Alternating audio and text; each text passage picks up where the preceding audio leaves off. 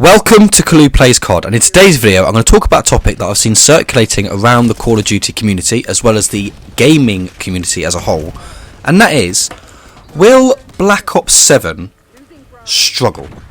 So I think there's a few reasons to why the game might, and I also think there's a few reasons as to why people are panicking over nothing and that actually the game might not struggle. But I'm going to talk about it from both sides and then I'll come to a conclusion as to what I think will actually happen.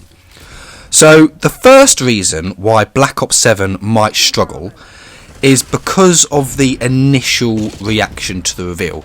As we know, the first thing you see about a game can normally decide whether people are going to play it or not buy it, and the initial reveal for Black Ops 7 didn't really truly show exactly what the game's going to be like. It did in the beta, but the initial reveal showed a futuristic game with the baseline of Black Ops 6. It basically just looked like Black Ops 6 coated with futuristic paint and slapping another game out.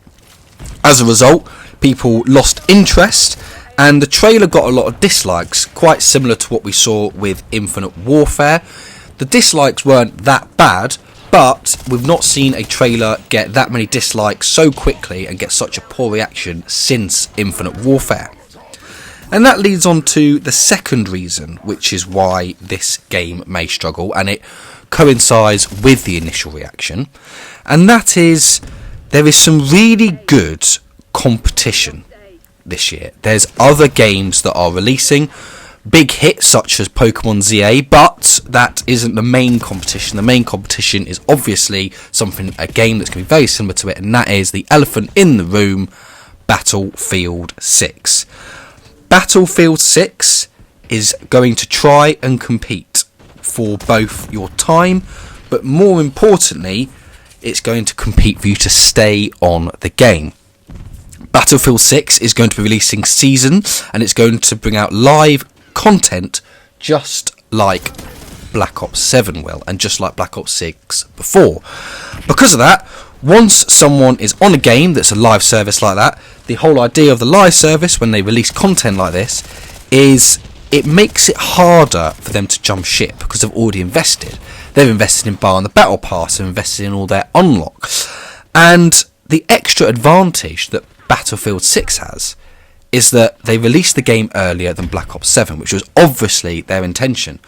So they've released the game earlier, and they are doing a live service model to where people are already going to be hooked.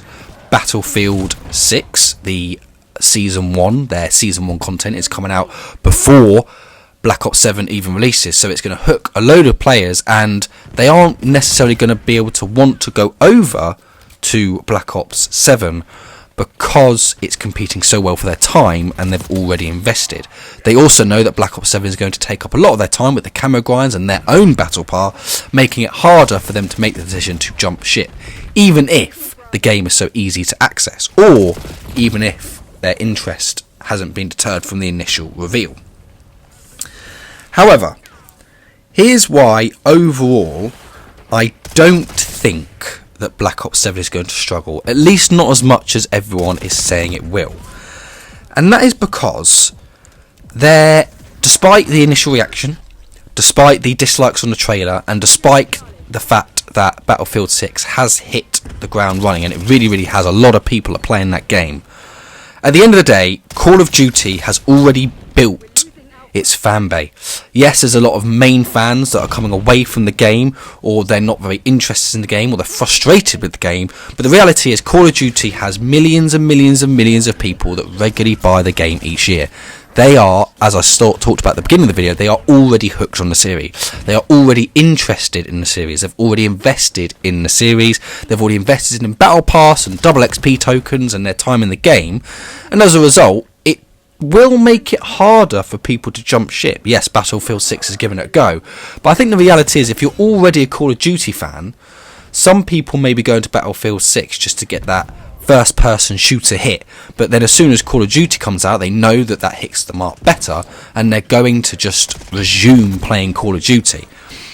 There is also the fact that Call of Duty Black Ops 7 is making massive changes in the community, specifically things that people wanted, like the removal of skill-based matchmaking as well as persistent lobby. We also know that we're getting some nostalgia treats by bringing back old maps from Black Ops 2, and that's also going to get people excited for the game.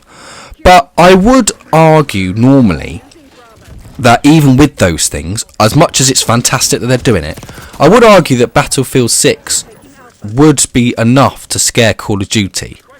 However, I think in this case it's going to be a bit different, because instead of having to spend £80 to buy the game, now Call of Duty is on Game Pass, and because of that, although Game Pass has increased its price and that is deterring some people, a lot of people don't cancel their subscriptions to things. It's not really normal. Netflix goes up and Amazon Prime goes up, and people just keep their subscription because they want access to it. And I think that simply by having it on Game Pass, it means that even if they weren't intending on buying the game, they are more likely to jump on because they have a Game Pass subscription already. So they know they just have to download the game and play it. And because of that, even if someone was already deterred, because of all the changes that they're making and improving the quality of the game that they're doing to Black Ops 7, it means that people will jump on, and it will have that thing that I mentioned before where they will just get hooked. They will play the game, they'll see all the changes, the removal of skill-based matchmaking, the persistent lobby, they'll get the feel of that old school sort of Call of Duty feel with the gunplay and the movement. They'll also see the changes that they've made, then they'll see the battle pass, and just like that, Black Ops 7 will not struggle, and it will have the fan base and the players that we need for the game to do well.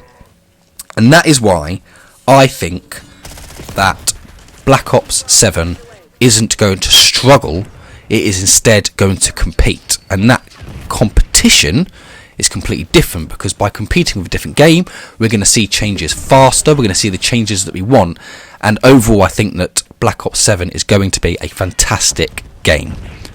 However, that's just my opinion, and I would like to hear yours in the comments section below. Do you think that because of all the changes that are happening this year, that Black Ops 7 is going to fail, it's going to struggle? Or do you think that actually, because there's some competition, and because Call of Duty now has to really try to keep their fan base hooked and to bring back the players that they may have lost, that instead it's going to bring some healthy competition and the game is going to do really well? Let me know in the comment section below.